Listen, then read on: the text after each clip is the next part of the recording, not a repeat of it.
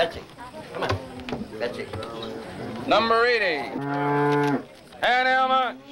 What are you going to give for? 200 we got. 210 where? 210, 220, 220, 230. 230. I'm going to give 230. 230 can you use it? 230. If I'm going to give 230, Albert, can you use 230? Do you want it? 230, would you give it? Anybody give 30? Would you give 2 1/4? 2 on him. 2 1/4, everybody. 2 1/4. 230 now. I don't know. This land here is all open to be farmed. All these farms all over the country here going out just like this, and it's too bad. I don't like to see it, but the state of Vermont is all going to be growing up just like that up in there another 50 years, ain't it, Joe? Or less. You and I probably won't be here, but that'll happen.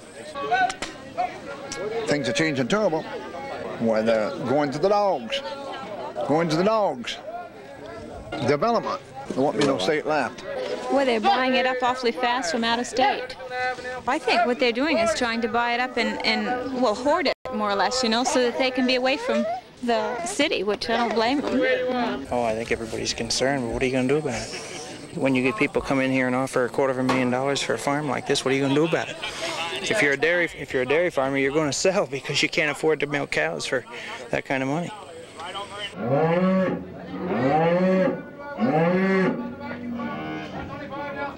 Good evening, my boy. 14, 15, 15, 16, 16, now 17, 18, 18, 17, now 18, 17, People come up here and buy a farm just like this, just for some home, just set it idle after that. Been done many times, $30,000, $40,000, $50,000 for a farm, and then just set it idle, you know, never do a damn thing with it. I mean, this is an idea that they've had here for years, that this was a beautiful thing, you know, to have out-of-state money come in. And they didn't live here, they didn't have any families here. No, but they contribute very little to the society, in my opinion. They stagnate it, I think. I'd rather see families living in these places and some activity here in Vermont instead of just a playground of New England.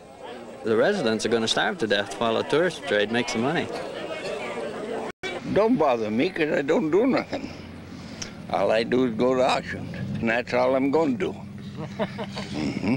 Yes, yes! 16 over there, 20 over there, 15 over there, 20 over there, 15 over there, 15 over there, 15 over there, 20 over there, 15 over there, 20 over there, 20 over there, 20 now. I really hope that this place will be purchased by someone that it won't be all chopped up, and I'd hate to see a developer get it. But the Conrad really hates to see his own animals go. He's quite nervous about it. Kind of mixed up right now. I can't think straight.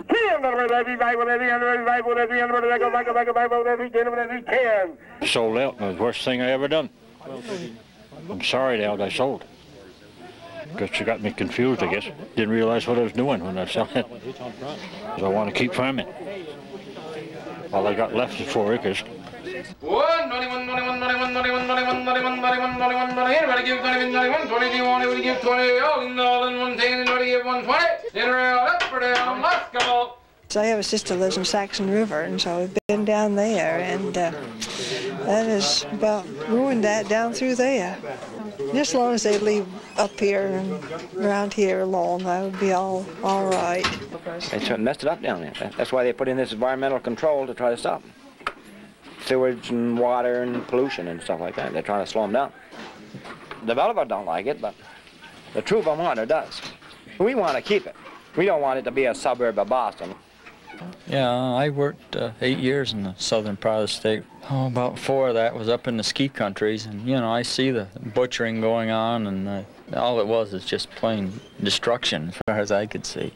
When you get up in the ski country, like around Haystack, where people have spilled sewer and everything over the rocks into their next door neighbor's wells and things, this is what you're trying to prevent. If you've been down there, you know all about it. In Wilmington and Dover, we have spoiled 2 towns by not controlling growth. It's been growing too fast, and I'm afraid that if it's not put across to the northern part of the state, that the same thing will happen to them, and they think controls are not necessary, such as Act 250, zoning. They just don't see what's going on. When I was selectman back from 51 to 57, this influx had just started. But now, it's so much different. It would be better, as far as the town was concerned, to let it go back to the wilds without being inhabited by the, well, I hesitate to say, the class of animals that are coming. Now I enjoy going to the barn and visiting my cows. I can enjoy that lots more than I can going to the nightclub. And I feel a lot better the next morning, too, than some of those, I think. So it's a way of life. It's changed.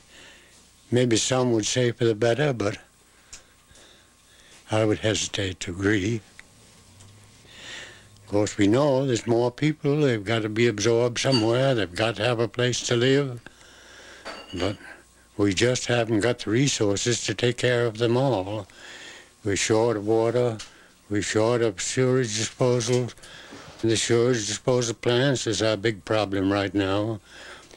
They're building miles and miles of back roads, steep grades and things, hoping someday the town will take them over, which is impossible. Well, we can't keep them open in the winter, and it's a burden on the town. And there's no other way. If we keep going as fast as we have the last 2 years, the town will have to go into bankruptcy.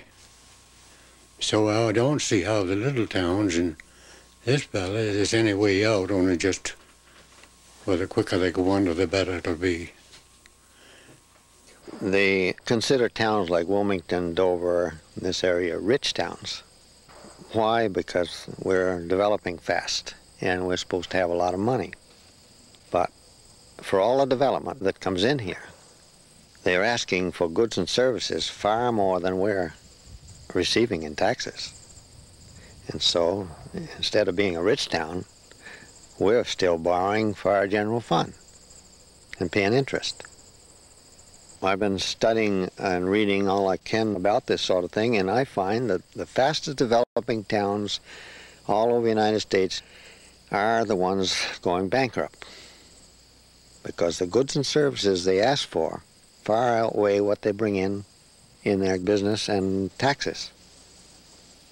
We got along without a police force here till within 2 or 3 years ago. We established one, and we didn't have much trouble. Now I think we've got 2 men full-time in Wilmington.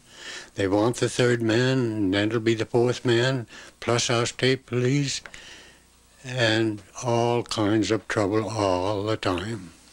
This dog eat dog now, if you like that expression. So if we want to go back to the old days or anything like that, we must just erase all this and forget it and move out. That's all we've got left. But there's another point, our cemeteries are here. Our lots are here, our families. So that was a point against moving out, isn't it?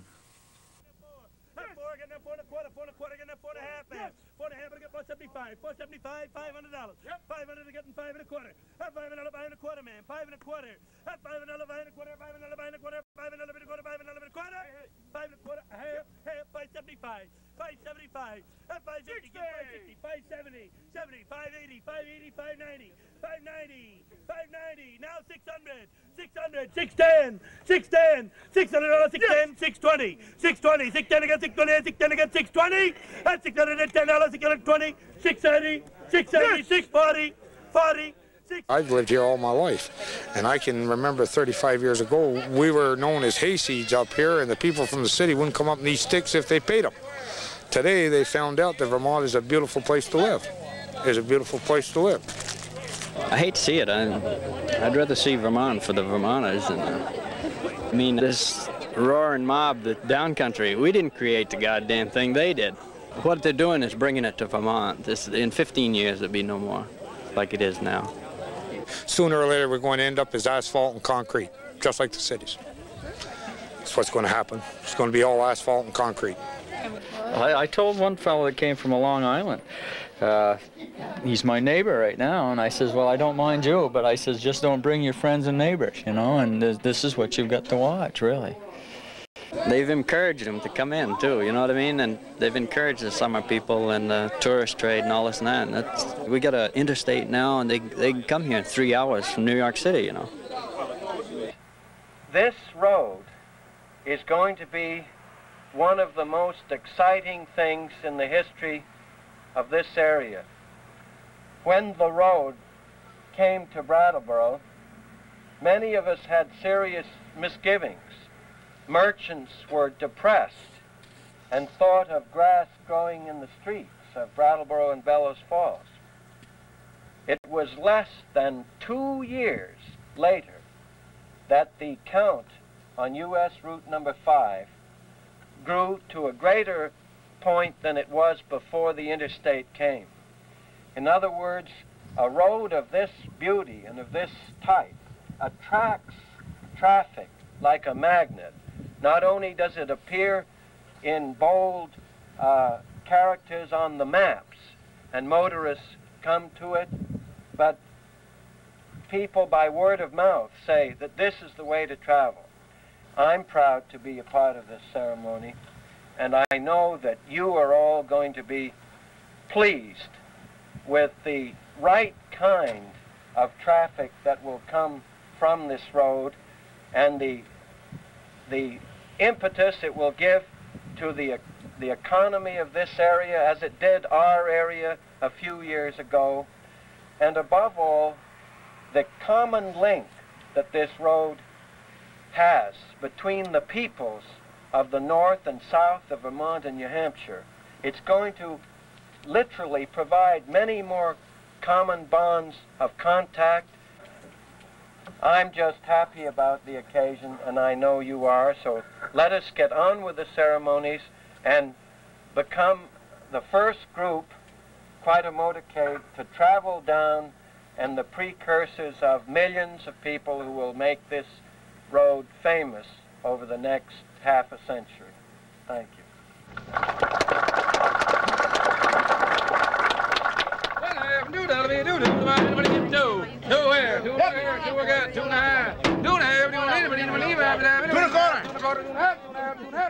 Spoiling the country by developing it, cutting it all up, putting in roads and everything. I think there's a lot of places to build houses besides right on our prime farmland. It's not a wise use of our resources, our land. Once it's gone, that's it. Yes, there's a lot of laws on it, but I still say if a farmer owns his farm, he should be able to do what he wants to with it. They can still go a ways yet before they ruin the whole state. If I own a piece of land, I don't like to have the state tell me what I can do with it. It's too much state control already. That's the way I feel about it. It's just like communists. They tell you over there what to do and how much land you can use and what you can do with it, and it's getting that way here. And to get in there, you've got to give something, regardless what it is. And to get some protection, you're going to have to give something. And so if you get some protection on the Environmental Control Board, you're going to have to give a little freedom to get it. You can't have it all. I think they're almost late now. I mean, it's pretty hard to stop this process at this point. The only thing you do is you just keep moving to Wyoming or Alaska or someplace like that. You keep running away from it. Eventually, you just run off the end of the earth, you know. No, I think they ought to zone. I think they ought to plan. I think I buy the whole thing. But I'm afraid we're pretty late already. I think a lot of Vermonters are pretty discouraged about the way the state is changing. I just wish that these people knew about the really effective tools we have to control growth and development, especially Act 250, passed by the 1970 legislature. Under Act 250, developers must first get a permit before they start work. What this means is that adjoining landowners, town officials, and planning officers can now go to a hearing and find out ahead of time just what effect a proposed development will have on their town. Permits are granted only if the District Environmental Commission is satisfied that the project won't cause undue pollution or an unreasonable burden on municipal services. Act 250 can also prevent developers from ruining important scenic and natural areas. In addition to this permit procedure, Act 250 also calls for the adoption of land use and development plans. These plans are essential to the orderly growth of the state. I think the thing I really like about Act 250 is the way it encourages local control. Under Act 250, the more responsibility assumed by Vermont towns, the less authority is exercised by the state. We just don't realize how lucky we are to have this law. Act 250 isn't designed to stop growth, but it can control the kind of irresponsible development which has been so costly to so many Vermont towns. I saw no stopping point until Act 250 did make a step in the field. I realized that developers, for instance, the big developers are the ones who will lobby to have it thrown out, because they'll make a fortune until it's gone, and then they'll move further north, and do the same thing until it's gone. And we've got just one state of Vermont, and it's the most beautiful state that you could ever find.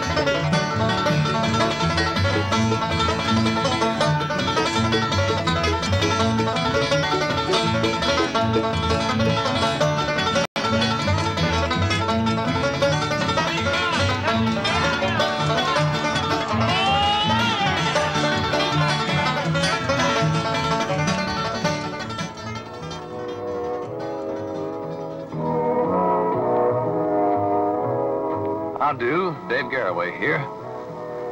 I'd like to tell you about a very special place.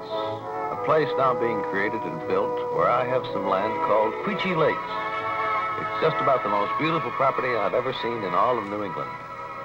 Picture it as a magnificent natural bowl located right in the heartland of upcountry Vermont. Lovely rolling green hills completely surround a lazy winding river where lakes and ponds are being created in a lush, deep valley. And nestled in the heart of the valley is the historic picture book village of Quechee itself. But despite all its old-fashioned charm and tranquility, Quechee has another side as well, a feeling of excitement and action, knowing that you're in on the ground floor of a multi-million-dollar creation, that you're taking part in the growth of a most extraordinary leisure living community. Look at this gorgeous championship 18-hole golf course. That's the kind they're building at Quechee Lakes. And they're putting in some new all-weather tennis courts, the kind that dry off right after it rains. Centrally located near Quechee's upper lake and golf course will be the exciting Quechee Club.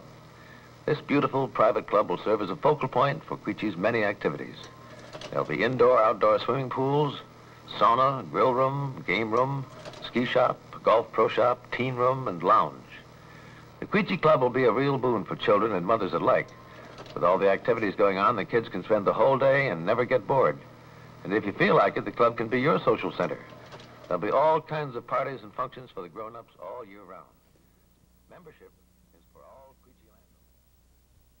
His neighbors have all sold Quechee Lakes now, and Thurin has left there alone. Now he feels he's in the enemy camp, and his neighbors have deserted him. Oh, well, about everybody's sold, yeah. About everybody's sold all around, you know. Yeah. They're talking 500 condominiums and 2,000 single houses. I don't know. City folks say they bought here to get out the city. They don't want it built up that way. I don't know. Be pretty crowded. Well, it's money game, I guess. That's about all you can say about that. Folks got a big pocket full of money, but what that amount to? That'll go. That'll go. Money doesn't amount to much. He's one of the Green Mountain Boys, so to speak. He's always talking about the Green Mountain Boys. And he thinks we should have some of those back today. This wouldn't happen here in Quechee if we had a few of the Green Mountain Boys back.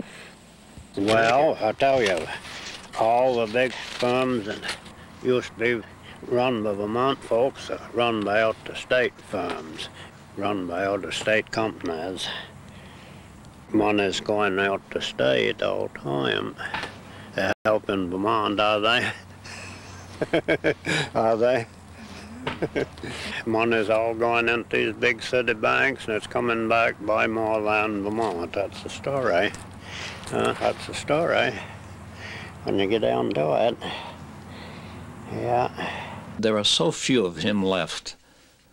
It's sort of like the vanishing American, you may say. Or maybe the vanishing Vermonter, I don't know. They're vanishing pretty fast, the real, true Vermonter. So the face of Vermont is changing, but we don't like this change down here. People dislike each other now because of this. I don't know, everybody's suspicious of everybody else. It's strange the way it works. Everybody in Vermont had sheep when I was a boy. They all went out. And cows came in, now they're going out. What next? It's going to turn it into a playground. But I'm afraid somebody will have to do something besides play before they know it. Yeah, somebody have to do something besides play, I tell them. Hard times coming, I'm afraid. Believe me, he knows what he's talking about. You know, some of these old-timers, they have great instincts to survive. And they know that other people are going to have the same thing. These people coming up here just don't care. Vermont used to be different. They try and make it just like all the other states, and they succeed in. They succeed in, all right. Yeah, they succeed in.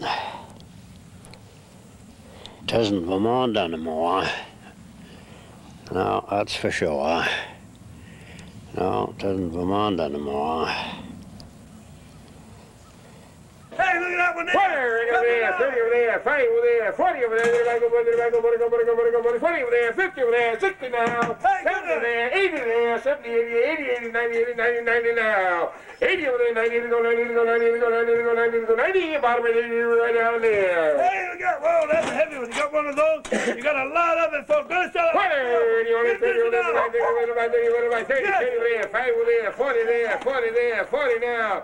40 over there, 50 over there, 40 go, 50, 40 go, 50, 40 go, 50, 40 go, 50, 40 go, 50, 40 go, 50, 40 go, 50, 40 go, 50.